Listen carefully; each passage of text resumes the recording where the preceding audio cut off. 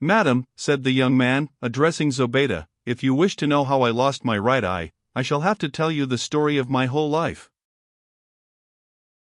I was scarcely more than a baby when the king my father, finding me unusually quick and clever for my age, turned his thoughts to my education. I was taught first to read and write, and then to learn the Quran, which is the basis of our holy religion, and the better to understand it, I read with my tutors the ablest commentators on its teaching, and committed to memory all the traditions respecting the Prophet, which have been gathered from the mouth of those who were his friends. I also learnt history, and was instructed in poetry, versification, geography, chronology, and in all the outdoor exercises in which every prince should excel. But what I liked best of all was writing Arabic characters, and in this I soon surpassed my masters, and gained a reputation in this branch of knowledge that reached as far as India itself. Now the Sultan of the Indies, curious to see a young prince with such strange tastes, sent an ambassador to my father, laden with rich presents, and a warm invitation to visit his court. My father, who was deeply anxious to secure the friendship of so powerful a monarch, and held besides that a little travel would greatly improve my manners and open my mind, accepted gladly, and in a short time I had set out for India with the ambassador, attended only by a small suite on account of the length of the journey, and the badness of the roads. However, as was my duty, I took with me 10 camels, laden with rich presents for the Sultan. We had been traveling for about a month, when one day we saw a cloud of dust moving swiftly towards us, and as soon as it came near, we found that the dust concealed a band of 50 robbers. Our men barely numbered half, and as we were also hampered by the camels, there was no use in fighting, so we tried to overawe them by informing them who we were, and whither we were going. The robbers, however, only laughed, and declared that was none of their business, and, without more words, attacked us brutally. I defended myself to the last, wounded though I was, but at length, seeing that resistance was hopeless, and that the ambassador and all our followers were made prisoners, I put spurs to my horse and rode away as fast as I could, till the poor beast fell dead from a wound in his side. I managed to jump off without any injury, and looked about to see if I was pursued. But for the moment I was safe, for, as I imagined, the robbers were all engaged in quarreling over their booty. I found myself in a country that was quite new to me, and dared not return to the main road lest I should again fall into the hands of the robbers. Luckily my wound was only a slight one, and after binding it up as well as I could, I walked on for the rest of the day, till I reached a cave at the foot of a mountain, where I passed the night in peace, making my supper off some fruits I had gathered on the way. I wandered about for a whole month without knowing where I was going, till at length I found myself on the outskirts of a beautiful city, watered by winding streams, which enjoyed an eternal spring. My delight at the prospect of mixing once more with human beings was somewhat damped at the thought of the miserable object I must seem. My face and hands had been burned nearly black, my clothes were all in rags, and my shoes were in such a state that I had been forced to abandon them altogether. I entered the town, and stopped at a tailor's shop to inquire where I was. The man saw I was better than my condition, and begged me to sit down, and in return I told him my whole story. The tailor listened with attention, but his reply, instead of giving me consolation, only increased my trouble. "Beware," he said, "of telling anyone what you have told me, for the prince who governs the kingdom is your father's greatest enemy, and he will be rejoiced to find you in his power." I thanked the tailor for his counsel, and said I would do whatever he advised. Then, being very hungry, I gladly ate of the food he put before me, and accepted his offer of a lodging in his house. In a few days I had quite recovered from the hardships I had undergone, and then the tailor, knowing that it was the custom for the princes of our religion to learn a trade or profession so as to provide for themselves in times of ill fortune, inquired if there was anything I could do for my living. I replied that I had been educated as a grammarian and a poet, but that my great gift was writing. "All that is of no use here," said the tailor. "Take my advice, put on a short coat, and as you seem hardy and strong, go into the woods and cut firewood, which you will sell in the streets. By this means you will earn your living, and be able to wait till better times come. The hatchet and the cord shall be my present." This counsel was very distasteful to me, but I thought I could not do otherwise than adopt it. So the next morning I set out with a company of poor woodcutters, to whom the tailor had introduced me. Even on the first day I cut enough wood to sell for a tolerable sum, and very soon I became more expert, and had made enough money to repay the tailor all he had lent me. I had been a woodcutter for more than a year, when one day I wandered further into the forest than I had ever done before, and reached a delicious green glade, where I began to cut wood.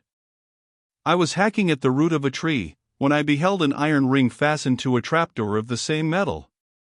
I soon cleared away the earth, and pulling up the door, found a staircase, which I hastily made up my mind to go down, carrying my hatchet with me by way of protection.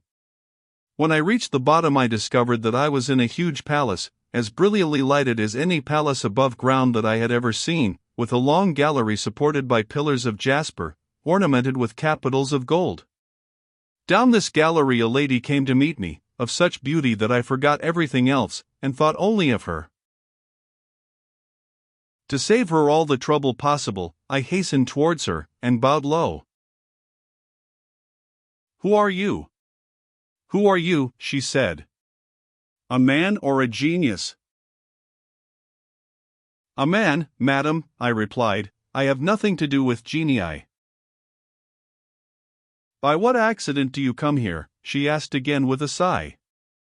"I have been in this place now for 25 years, and you are the first man who has visited me." Emboldened by her beauty and gentleness, I ventured to reply, "Before, madam, I answer your question, allow me to say how grateful I am for this meeting, which is not only a consolation to me in my own heavy sorrow, but may perhaps enable me to render your lot happier." And then I told her who I was, and how I had come there. "Alas, Prince," she said, with a deeper sigh than before, "you have guessed rightly in supposing me an unwilling prisoner in this gorgeous place. I am the daughter of the King of the Ebony Isle, of whose fame you surely must have heard. At my father's desire I was married to a prince who was my own cousin, but on my very wedding day, I was snatched up by a genius, and brought here in a faint. For a long while I did nothing but weep, and would not suffer the genius to come near me, but time teaches us submission, and I have now got accustomed to his presence, and if clothes and jewels could content me, I have them in plenty. Every 10th day, for 25 years, I have received a visit from him, but in case I should need his help at any other time, I have only to touch a talisman that stands at the entrance of my chamber. It wants still 5 days to his next visit, and I hope that during that time you will do me the honor to be my guest." I was too much dazzled by her beauty to dream of refusing her offer, and accordingly the princess had me conducted to the bath, and a rich dress befitting my rank was provided for me. Then a feast of the most delicate dishes was served in a room hung with embroidered Indian fabrics. Next day, when we were at dinner, I could maintain my patience no longer, and implored the princess to break her bonds, and return with me to the world which was lighted by the sun. "What you ask is impossible," she answered, "but stay here with me instead, and we can be happy, and all you will have to do is to betake yourself to the forest every 10th day, when I am expecting my master the genius. He is very jealous, as you know, and will not suffer a man to come near me." "Princess," I replied, "I see it is only fear of the genius that makes you act like this. For myself, I dread him so little that I mean to break his talisman in pieces. Awful though you think him, he shall feel the weight of my arm, and I herewith take a solemn vow to stamp out the whole race." The princess, who realized the consequences of such audacity, entreated me not to touch the talisman. "If you do, it will be the ruin of both of us," said she. "I know genii much better than you." But the wine I had drunk had confused my brain. I gave one kick to the talisman, and it fell into 1,000 pieces. Hardly had my foot touched the talisman when the air became as dark as night, a fearful noise was heard, and the palace shook to its very foundations. In an instant I was sobered, and understood what I had done. "Princess!" I cried, "what is happening?" "Alas," she exclaimed, forgetting all her own terrors and anxiety for me, "fly, or you are lost." I followed her advice and dashed up the staircase, leaving my hatchet behind me. But I was too late. The palace opened and the genius appeared, who, turning angrily to the princess, asked indignantly, "What is the matter, that you have sent for me like this?" "A pain in my heart," she replied hastily, "obliged me to seek the aid of this little bottle. Feeling faint, I slipped and fell against the talisman, which broke. That is really all." "You are an impudent liar," cried the genius. "How did this hatchet and those shoes get here?" "I never saw them before," she answered, "and you came in such a hurry that you may have picked them up on the road without knowing it." To this the genius only replied by insults and blows. I could hear the shrieks and groans of the princess, and having by this time taken off my rich garments and put on those in which I had arrived the previous day, I lifted the trap, found myself once more in the forest, and returned to my friend the tailor, with a light load of wood and a heart full of shame and sorrow.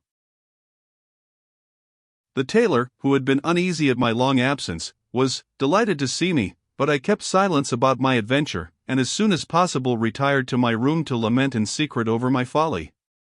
While I was thus indulging my grief, my host entered, and said, "There is an old man downstairs who has brought your hatchet and slippers, which he picked up on the road, and now restores to you, as he found out from one of your comrades where you lived. You had better come down and speak to him yourself." At this speech I changed color, and my legs trembled under me.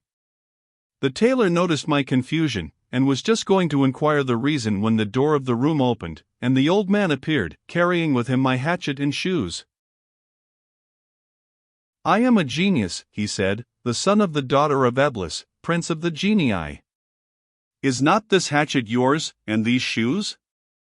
Without waiting for an answer which, indeed, I could hardly have given him, so great was my fright, he seized hold of me, and darted up into the air with the quickness of lightning, and then, with equal swiftness, dropped down towards the earth. When he touched the ground, he rapped it with his foot, it opened, and we found ourselves in the enchanted palace, in the presence of the beautiful princess of the Ebony Isle. But how different she looked from what she was when I had last seen her, for she was lying stretched on the ground covered with blood, and weeping bitterly. "Traitress," cried the genius, "is not this man your lover?" She lifted up her eyes slowly, and looked sadly at me. "I never saw him before," she answered slowly. "I do not know who he is." "What," exclaimed the genius, "you owe all your sufferings to him, and yet you dare to say he is a stranger to you." "But if he really is a stranger to me," she replied, "why should I tell a lie and cause his death?" "Very well," said the genius, drawing his sword, "take this, and cut off his head." "Alas," answered the princess, "I am too weak even to hold the saber. And supposing that I had the strength, why should I put an innocent man to death?" "You condemn yourself by your refusal," said the genius, then turning to me, he added, "And you, do you not know her?" "How should I?" I replied, resolved to imitate the princess in her fidelity. "How should I, when I never saw her before?" "Cut her head off, then, if she is a stranger to you, and I shall believe you are speaking the truth, and will set you at liberty." "Certainly," I answered, taking the saber in my hands, and making a sign to the princess to fear nothing, as it was my own life that I was about to sacrifice, and not hers. But the look of gratitude she gave me shook my courage, and I flung the saber to the earth. "I should not deserve to live," I said to the genius, "if I were such a coward as to slay a lady who was not only unknown to me, but who is at this moment half dead herself. Do with me as you will, I am in your power, but I refuse to obey your cruel command." "I see," said the genius, "that you have both made up your minds to brave me, but I will give you a sample of what you may expect." So saying, with one sweep of his saber he cut off a hand of the princess, who was just able to lift the other to wave me an eternal farewell. Then I lost consciousness for several minutes. When I came to myself, I implored the genius to keep me no longer in this state of suspense, but to lose no time in putting an end to my sufferings. The genius, however, paid no attention to my prayers, but said sternly, "That is the way in which a genius treats the woman who has betrayed him. If I chose, I could kill you also, but I will be merciful, and content myself with changing you into a dog, an ass, a lion, or a bird, whichever you prefer." I caught eagerly at these words, as giving me a faint hope of softening his wrath. "O genius!" I cried, "as you wish to spare my life, be generous, and spare it altogether. Grant my prayer, and pardon my crime, as the best man in the whole world forgave his neighbor who was eaten up with envy of him." Contrary to my hopes, the genius seemed interested in my words, and said he would like to hear the story of the two neighbors, and as I think, madam, it may please you, I will tell it to you also.